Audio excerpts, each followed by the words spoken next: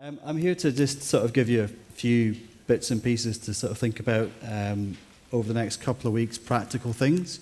Effectively, what we're looking at, what we do is we've got a specialised support service for international students which connect you to the support around the university.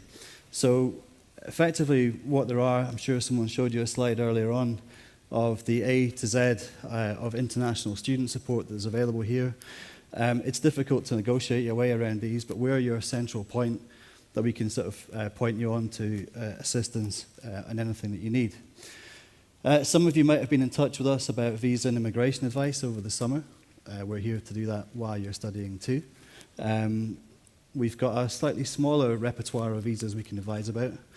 Post-study work, unfortunately, doesn't exist at the moment, but we're making representations with the government at this moment in time too. And then, to sum it all up, effectively, we're here for international student welfare and support. So the main things to think about over the next week or so, completing your matriculation. So that means getting your student card.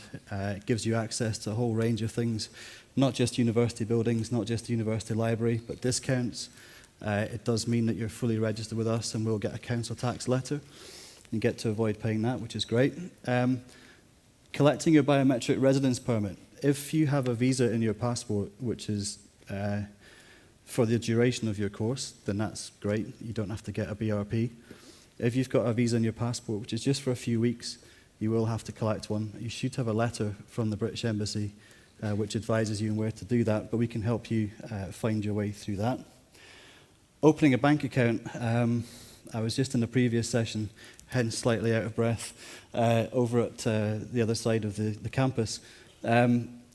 Opening a bank account in the UK is really your first step to accessing a whole range of things in the UK. We're a very credit and bank-based society, and if you don't have a bank account, it can make things quite difficult. So I think that should be also a priority in your first week or so. If you live in university accommodation, if you go into MyEd, you'll be able to print off a letter that you can take to any bank that's listed on the letter, with your passport, sometimes with your student card, but mostly just the passport and the letter, and they will help to open your account for you. Registering with a doctor, again, everyone here from the European Union or here on a Tier 4 student visa is eligible for NHS treatment, which is free at the point of access. You don't have to pay money to access medical facilities here, but to do so you have to register first of all. The easiest place to do that is the University Health Centre, which is on Bristol Place, number 7 Bristol Place.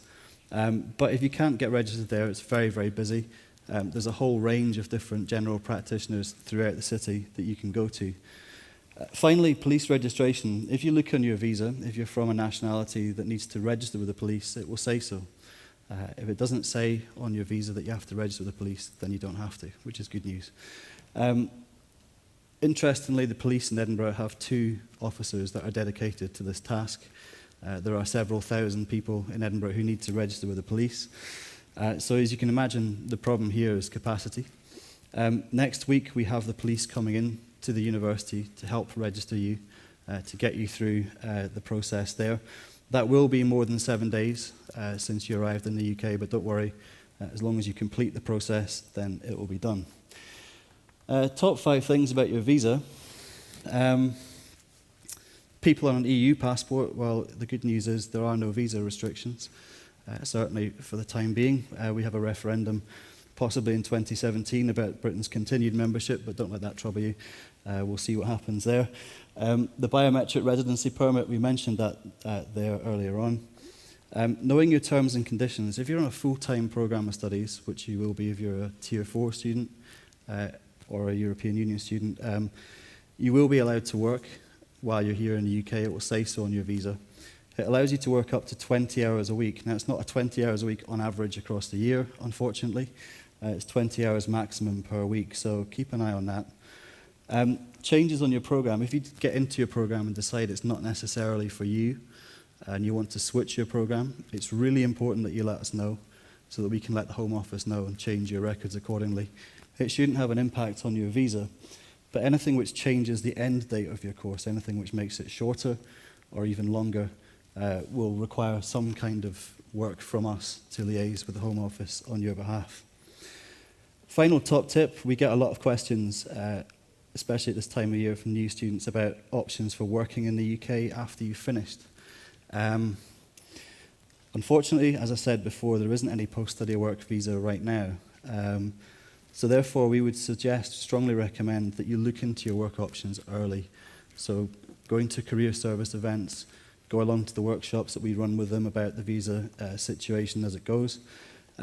Getting involved in networking activities. So if you do seek to work in the UK at the end of your studies, you'll need to start looking into that now. If you're looking at this time next year, it's probably going to be too late, so it's best to sort of look in early. Top 5 living tips.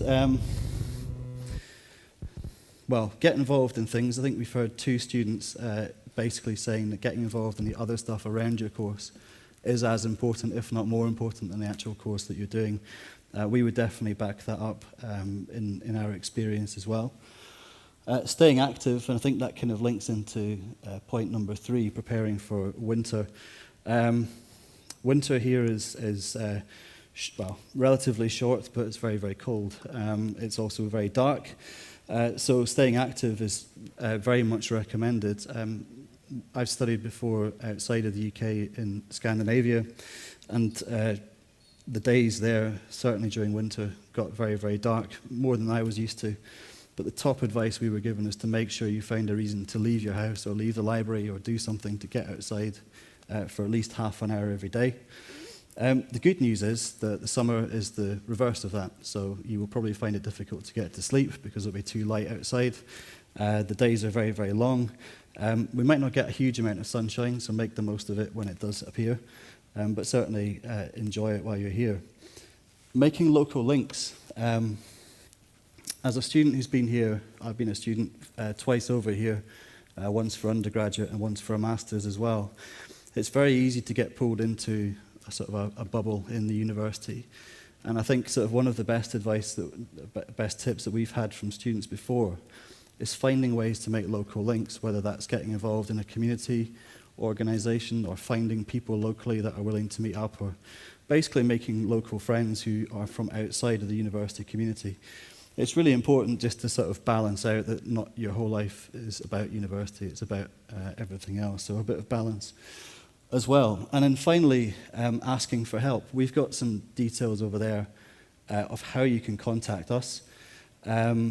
We can help you with anything. We get questions about what size a standard duvet is in the UK, what are the rules of cricket, which we don't really know, but we can certainly find someone that can help. So feel free to get in contact with us. And finally, really just make most of your time.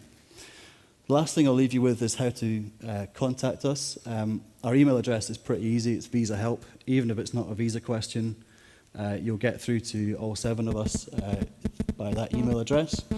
The blog, I would highly recommend reading. We get about 6,000 to 7,000 unique readers every time we post something.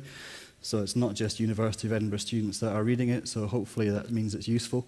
But we have all kinds of tips on there about sort of living in the UK, where to go, what to do while you're studying, and our Facebook and Twitter groups as well. So that's pretty much it from me. I know it was very quick. You've probably had a lot of information, but if you can do anything, then certainly pick up our contact details there, and we'll be happy to help you.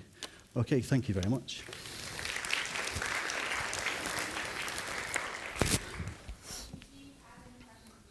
And also for the ELTC, they will be both based here afterwards. So there's going to be a brief last talk from the English Language Teaching Centre by Mike.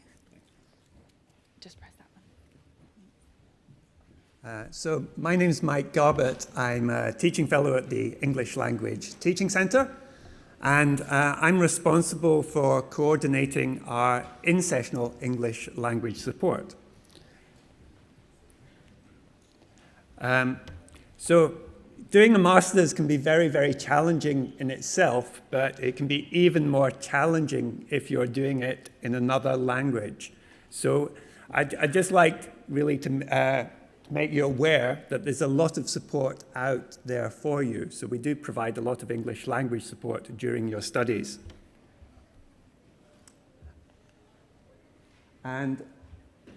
So what we're really trying to do with our English language support is to help you actually maximize your academic potential by improving your academic communication skills. So if necessary, some of you may have very, very good English skills already, but if not, and you feel the need for some support, you can come to us for some help. So we offer a range of non-credit bearing courses throughout the academic year. And the great thing about these courses is they are free of charge. So you don't have to pay anything for these courses. And you'll probably see the ones that may be relevant to you up there. So not the undergraduate ones, but there's an academic essay writing course for postgraduates. And all the other course, in the left-hand column, all those other courses are open to master's students as well. These are just general academic skills courses. So if you have some concerns about your English grammar, you could try and enroll on the Grammar for Academic Writing course. And many of our courses have both online and face-to-face versions. And you can see the differences in length of the courses, so from about 4 weeks through for the PhD courses, which are up to 12 weeks in length. And many of our courses, we repeat the same courses in semester 2. So suddenly towards the end of semester 1, if you suddenly realize, or you get some feedback from a tutor or a lecturer, that suggests you may need some more English language support, then you could contact us at the beginning of semester 2 or the end of semester 1. We also offer a range of one-off English language workshops, academic English language workshops. So if you don't feel you have the time to commit to a full course, you can attend these workshops. And these are usually held in October, towards the end of October and November. And you can book through MyEd for these. So you just sign up and book. Again, these are free of charge. And if you want more information about our courses, you can go to the ELSIS webpage on the English Language Teaching Centre. And one other thing, we also have independent study materials. So if you don't feel you need any tutor support, you can access the independent study materials.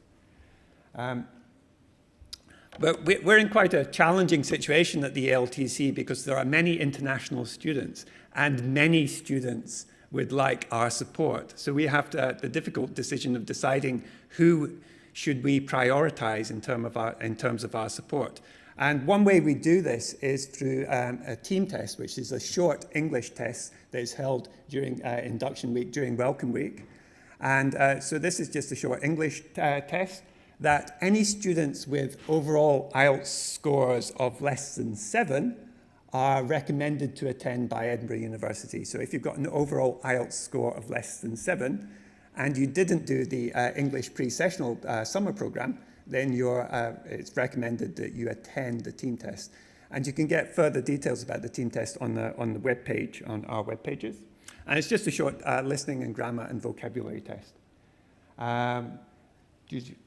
You get this. So once you do the team test, we'll send you the results of that team test, and we'll also send you any information if we feel. We'll send you any recommendations we have for English language support courses.